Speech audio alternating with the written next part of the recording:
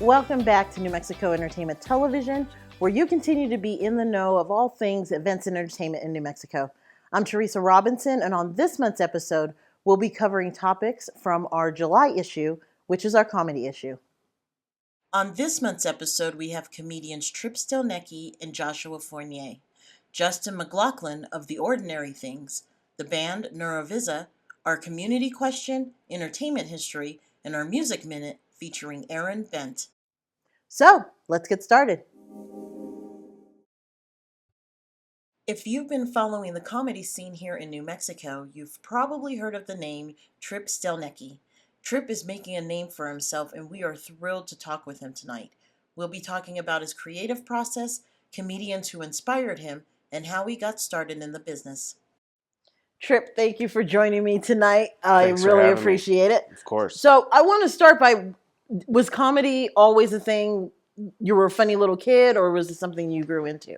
I just always liked it. I just always liked doing it, and I don't know that I was a funny kid. I was more the quiet kid, thinking the jokes. Mm-hmm.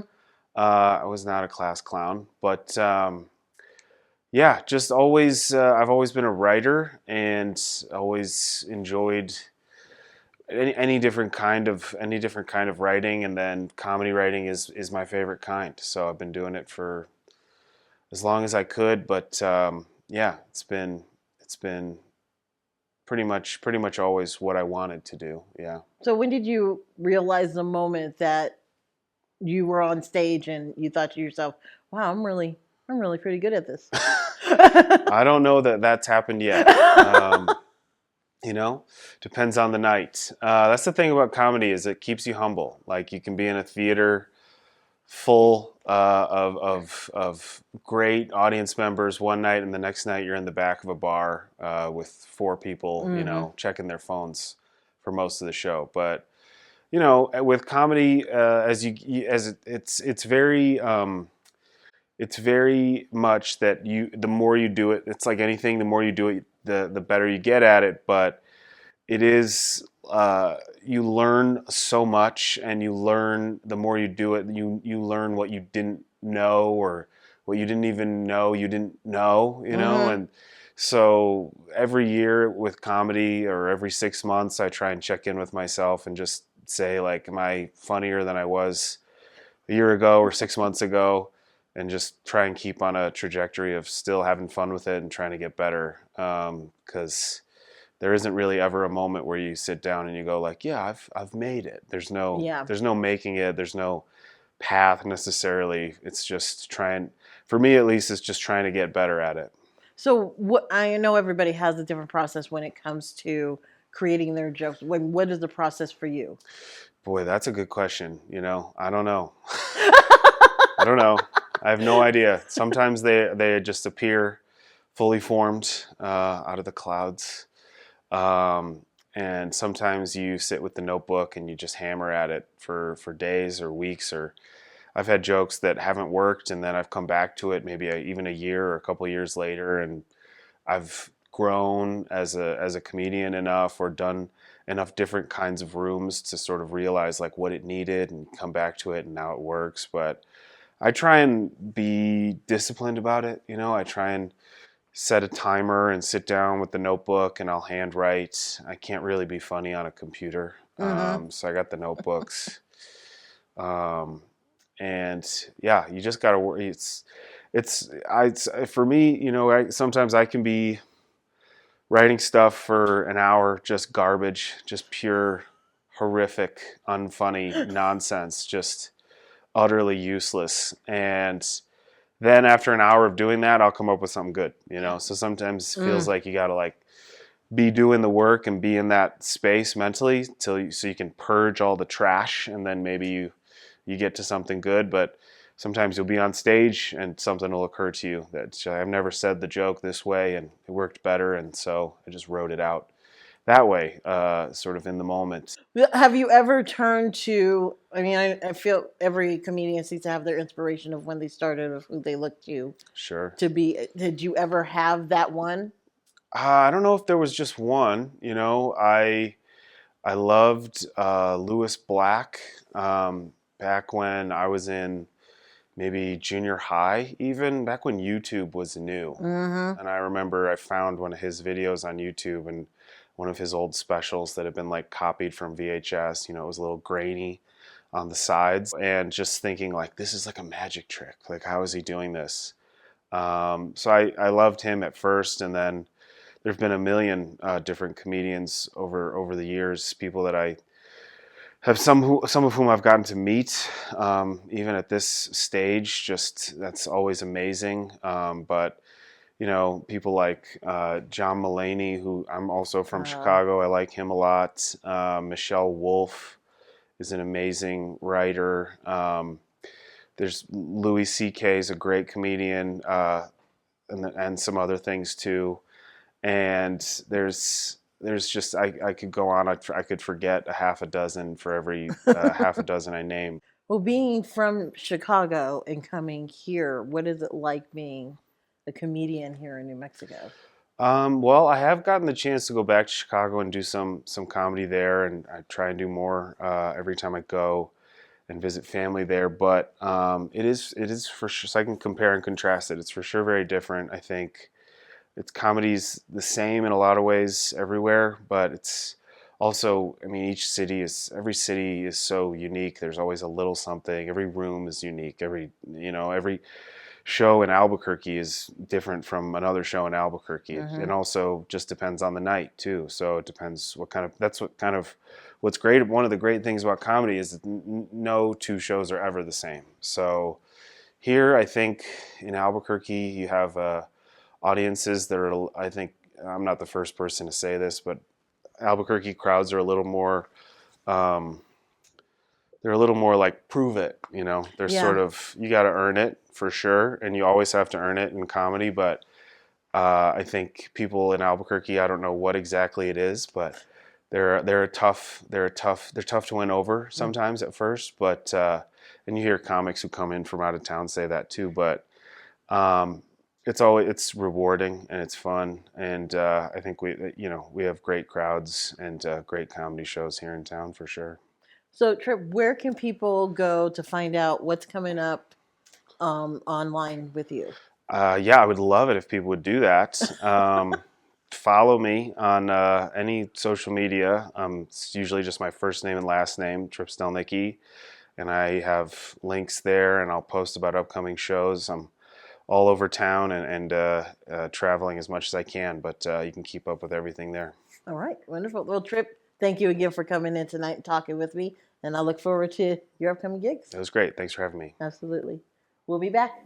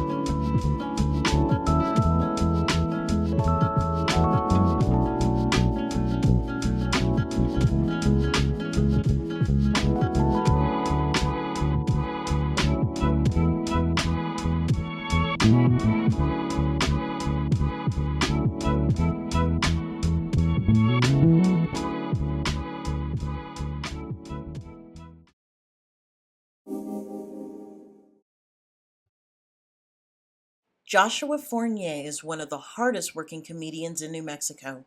Blending his passion for comedy with his native heritage, Joshua delivers stand-up performances that are truly unique. Tonight we discuss what drives him, how his journey in comedy started, and what the future has in store for him. Do it. So I am glad to have you on the show. It's the comedy episode. So our July issue is the comedy issue, and I was like, okay, I gotta get Josh on. So, how did it begin with you? How did comedy come into your universe? All right, so I've told this story quite a bit. But I mean, I've always been a fan of comedy, you know what I'm saying? Especially growing up kind of where we grew up, the res thing. There's not really much to be happy about.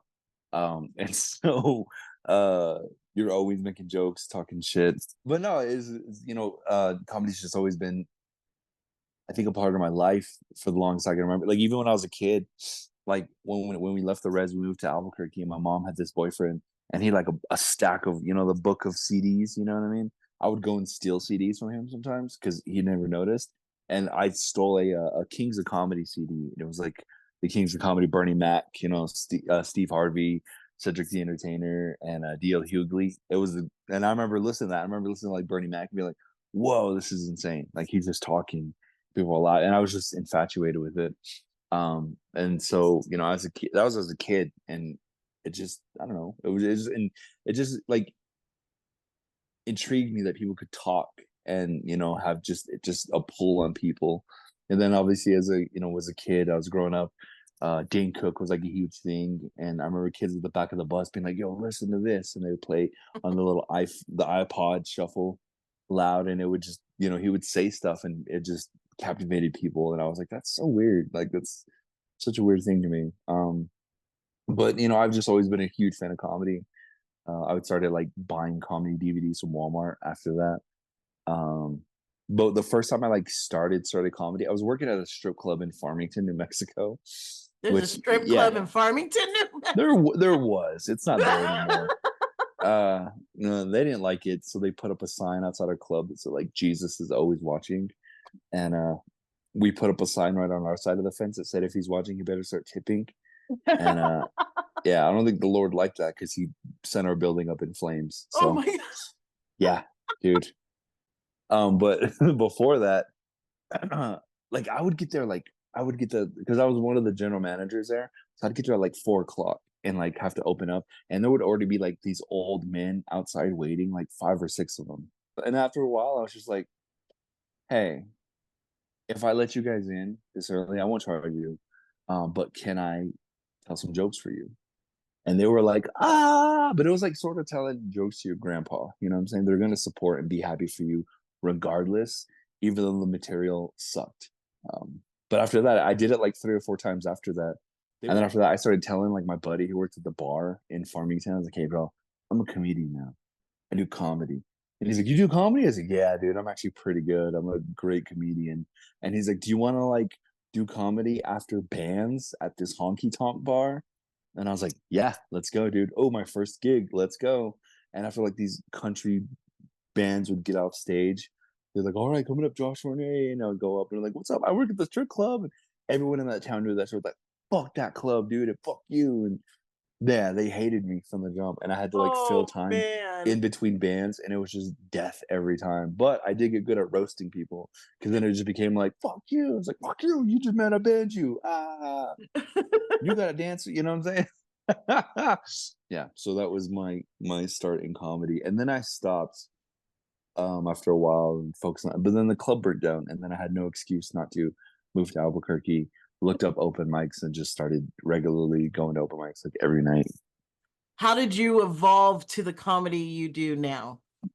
I think it's that thing. People always say you got to find your voice. Obviously you're inspired, you're influenced by people you look up to. But I think you really have to find your voice, and especially me being native, there's not a lot of like native comedians to like mold after, I guess. So it Mhm. kind of works out in favor for me. So anything I do regarding native stuff is unique to me. What's your overall career goal when it comes to I your mean, I have goals. I have like small goals and big goals. Obviously, smaller goals is I want to perform at specific venues. I've done a lot of those this year. This last year, especially, like I want to perform in New York at a real comedy club. I got on the stand. Sweet, awesome. One of the big goals I had was I want to do the Comedy Store in LA. I got to do that, and I, smashed and did that. That's a cool little goal. I have specific people I want to open up for, which I've done a lot of those this year.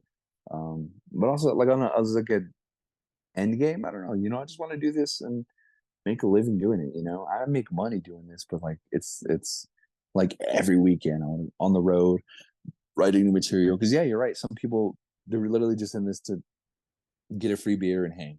You've been in the game for a while here in New Mexico. So have you seen at least an evolution?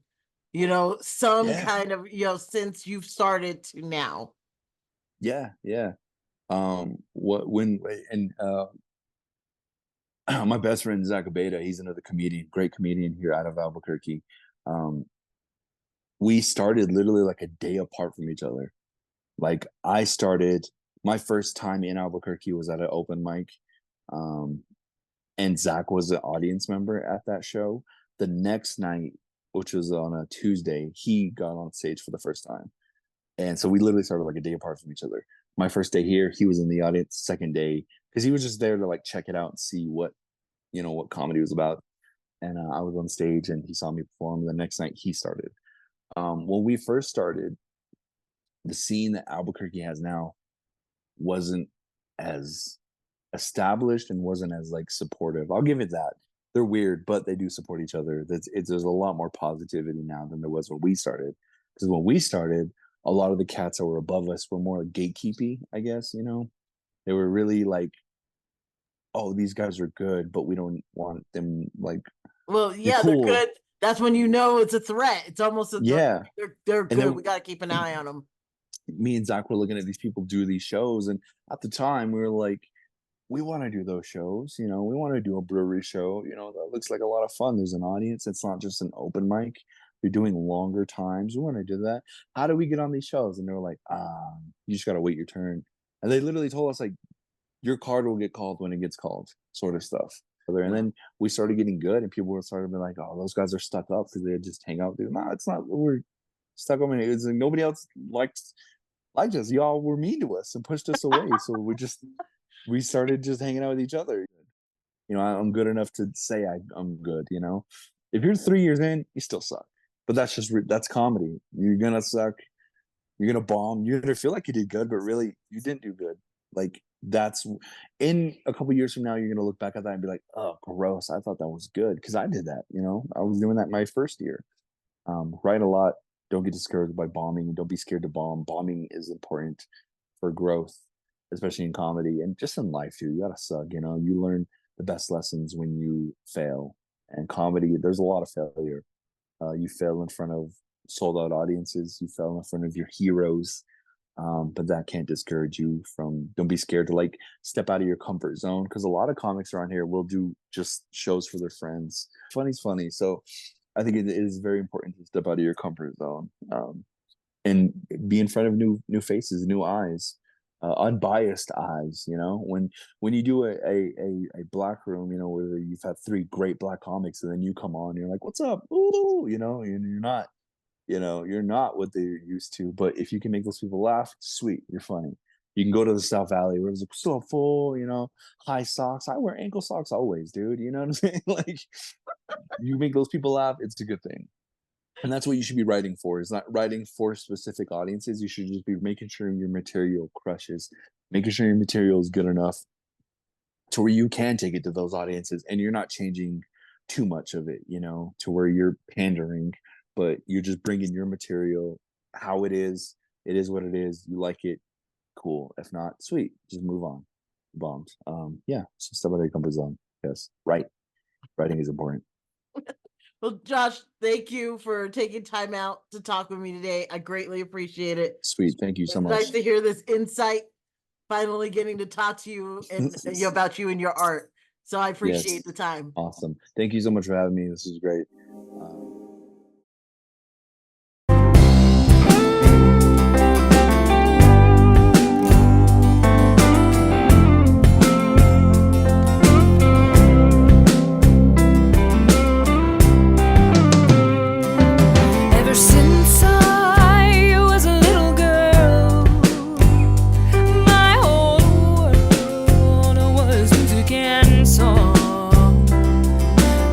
Sing to myself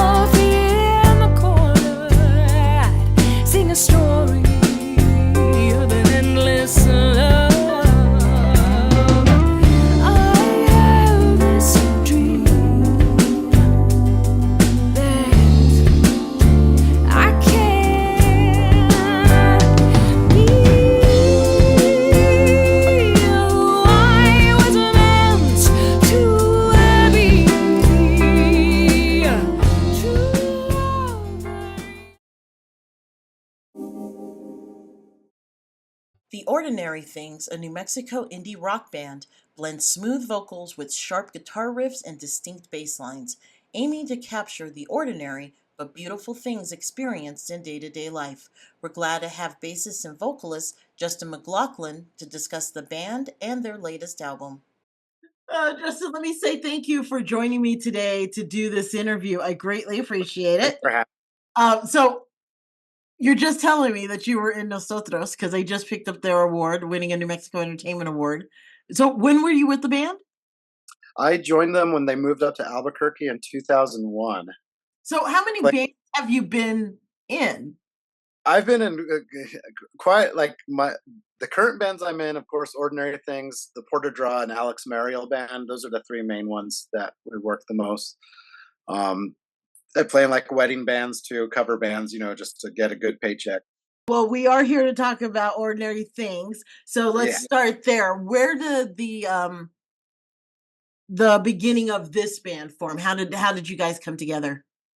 Well, and you do know Jackie Chacon, but she started the band in 2018 with her husband at the time, Andrew, and they had Teresa on bass. And how I came into the band was she was subbing for Dust City Opera, and then I was kind of auditioning Dust City Opera, and they were auditioning me, and so we ended up playing together on a gig. And I said, "Oh, that's a good feel, as a bass player and drummer." So she'll come check out my band, and I checked out her band a couple of months later. And then her bass player left, and she asked me. And then since I've been with the band since April of 2019. And it seems like your origin story seems like a lot of bands in New Mexico. I'm surprised how many musicians have been a part of so many bands throughout their lifetime here in New Mexico. So I always like to ask where you develop your sound, because I mean with band members in one group, everybody's going to have their own feel of where they turn to when it comes to music. How did you develop your sound for this band? For this band, I always wanted to be in an original rock band, as I've always played salsa, Latin music, played jazz, played country. And I'm glad I've learned all the styles because it really helped develop me. I would say jazz was the main thing that got me to understand everything when I was young. And then and doing all the Afro-Cuban stuff in the Sotos really kind of comes out a little bit still, even to this day. Even though we're pretty much an alternative rock band with hints of punk and hints of metal, hints of prog rock. Where all three of us are huge Rush fans, and that kind of comes out too. So let's talk about the new album. And I know you have it. I want to see it because this artwork is awesome. Yeah, this is from his Instagram handle is the Pit Forge. His name is Daniel Porta. He also did our cover to the third album, Big Machine, with the Android Lady. And he also did our Doom EP, and he's done several of our singles out there too, the artwork for our singles. And he's a great guy. And it's not an AI, it's a real person. We like to hire real people. So how did this album come together? Obviously, you guys work well to give your feedback and influences of what you're thinking for each song. How did the collaboration go with this particular album? And what were you going for in terms of feel, and if there was a method to your madness creating this one? Well, this one is, so it's an interesting story.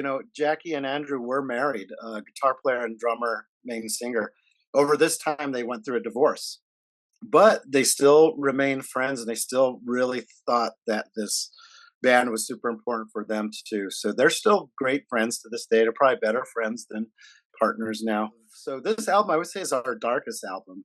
So where are we going to be able to see you guys coming up here in the next few months? Well, we'll be our album release, and I don't know if this is going to be, out there before that, but our album release is August 1st at Inside Out on a Thursday. And so far, that's we have one show before that, which is Friday at the Mystic up in Santa Fe. And that's will be just like only us, be an evening with the Ordinary Things. We'll do two sets there. And that's Friday. Yeah, the 26th. I believe it's Friday. Yes, Friday the 26th, and it's probably like 8 to 10 at the Mystic. Where can people learn more about Ordinary Things and, of course, any upcoming gigs you might have coming? We do have the ordinarythings.com website. And we also, of course, Instagram, Ordinary Bands 18, and Facebook is probably the best way. Obviously, all those. We need to do a little more. We would love to have like a manager or a publicist to help promote us better, because we just, as you know, most bands do it on our own, and we won't really post anything until we get a show or something. But we do have new music coming out. Thank you again for finally sitting down with me. I'm glad we got this together so we had some time to talk, and congratulations on the new album, and we're looking forward to seeing you around town. I appreciate your time. Thank you so much. Absolutely.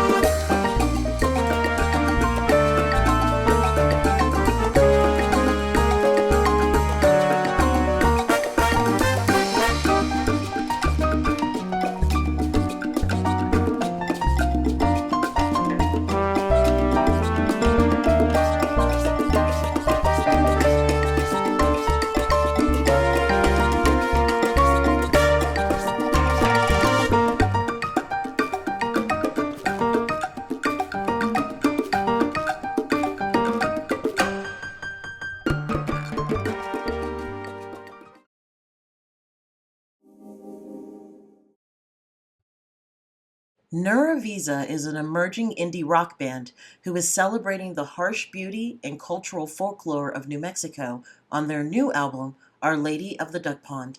Tonight, the band talks with us about their formation, developing their sound, and the process of creating the new album.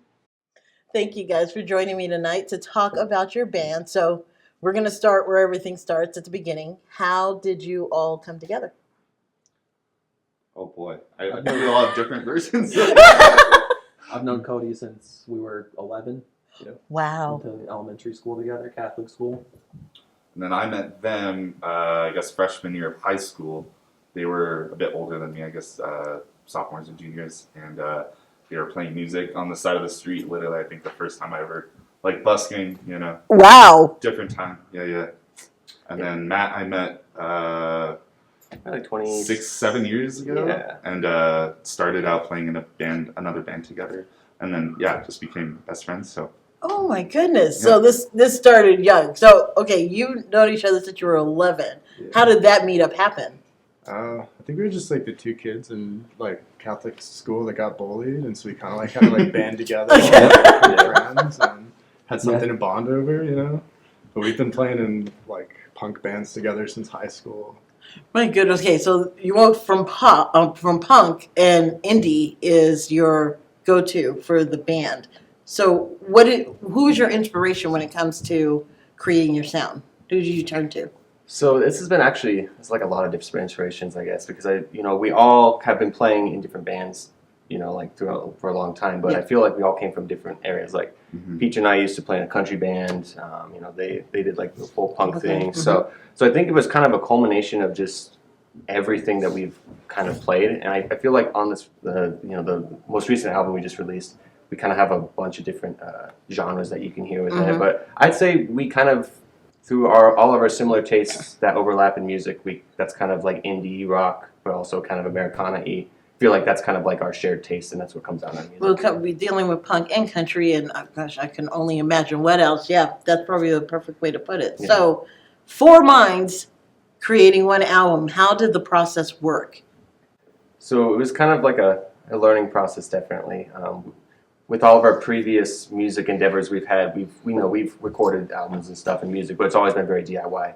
So for this round, we have a Matthew Tobias. We went with him over at Empty House Studios. Great guy, and he really kept us on track, which was something that I feel like we never really have when you're doing DIY stuff. Yeah. We're just like, oh yeah, we could just retake this like 20 times and it's fine. If it takes They were us like, 5 no, days not to in do the one tutor. song, Yeah, exactly. It can be a curse, yeah. Yeah. We all know kind of the role that we fulfill in the band, and that's all very different, and we sometimes get in each other's way, but since we're all friends, we also make it work. But yeah, I don't know. Cody has a lot of the sort of lyrical foundation and songwriting foundation.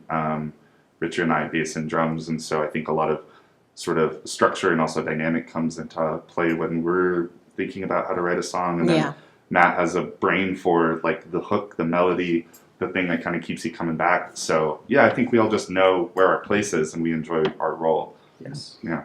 So let's talk about the new album, Our Lady of the Duck Pond. So please share where the inspiration for the name of the album and the culmination of it came from. She's the patron saint of Albuquerque. Absolutely. Nice. Absolutely. Of doing things maybe you're not supposed to in Albuquerque. young regrets and young memories, I think, is what sums up the spirit of the album. So when it came to deciding what went on the album, how did that break down as well? I know you worked together as to create it, the sound and everything, but when it came to deciding which songs go on there. Yeah, I don't know. We kind of had a rating system for a while that was very subjective, but yeah, ultimately I think we had a pretty big pool of songs to pull from, but whatever songs we felt like were kind of gaining, like that we were able to actually make some progress on, that just naturally felt like they were supposed to be a part of it. I think we kind of pulled from those. There was some that were more contentious, but I think all of them we feel fit pretty well because once we started writing together, I think it happened pretty quickly. But yeah, we already have a lot of stuff that we're planning another record for. So sometimes it's easier to overdo rather than kind of cut stuff. But I think we were just at a point where we knew those songs were ready and we wanted to play those songs. So you have the record. Where are some upcoming gigs that are coming that we can hear with what you have? There's a couple places, and I mean, we're always playing around, and we try our best to kind of promote on social media where we're going to be, that sort of thing. So Wonderful. I was going to say, so where can people go to find out upcoming gigs and just what you have coming down the pipe? Yeah, so social media is definitely going to be the best. I would say Instagram is what we're most active on. All of our @, I guess, accounts are Nara Visa Band. So Instagram is mainly where we post. Facebook too. We're trying to get into TikTok and get the dances going. Where we're still rehearsing those. So, so look out for us. Please let us know when that happens. Yes. But yeah, that's our main way that we're communicating and promoting things. Well, thank you guys for coming out tonight to talk to me about your band and the new album, and we're just looking forward to seeing you around town. Thank you very much. Appreciate it. Thank you. Absolutely. We'll be back. Thank you for joining us for this month's episode of New Mexico Entertainment Television, where you continue to be in the know. Join us next month as we cover topics from our August issue, which is our art issue. Have a good night. For more events and entertainment, visit nmentertains.com.